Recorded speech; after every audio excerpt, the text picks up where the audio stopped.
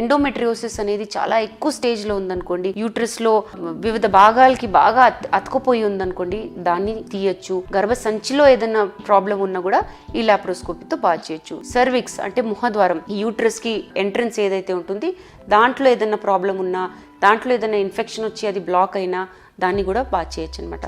Laparoscopy procedure చాలా సులువైన easy procedure, short procedure, ఎక్కువ సేపు పట్టదు. ఎందుకంటే సర్జన్కి మళ్ళీ కుట్లు వేసే అవసరం లేదు, మీకు ఇన్పేషెంట్ లాగా ఉండాల్సిన అవసరం లేదు. మీరు వెంటనే మత్తుమందు నుంచి బయటకు వచ్చిన తర్వాత మిమ్మల్ని ఇంటికి వెళ్ళమని చెప్తారనమాట. దీని గురించి మీకు ఇంకా వివరాలు కావాలనుకున్నా, మీకు గనుక ఐవీఎఫ్ ఫెయిలియర్స్ అయినాయి, మీకు గనుక ఎండోమెట్రియోసిస్ చాలా హై స్టేజ్లో ఉంది, కానీ మీరు సంతానలేమి సమస్యతో బాధపడుతున్నారు, సొల్యూషన్స్ కావాలంటే తప్పకుండా లాప్రోస్కోపీ చేయించుకున్న తర్వాత నెక్స్ట్ స్టెప్కి వెళ్ళొచ్చు. ఫైబ్రాయిడ్స్ ఉన్న వాళ్ళకు కూడా ఇది చాలా బాగా పనిచేస్తుంది. దీని కనుక మీకు కనుక ఇంకా ఇన్ఫర్మేషన్ కావాలంటే తప్పకుండా అపాయింట్మెంట్ తీసుకుని మా దగ్గరికి రండి. Thank you.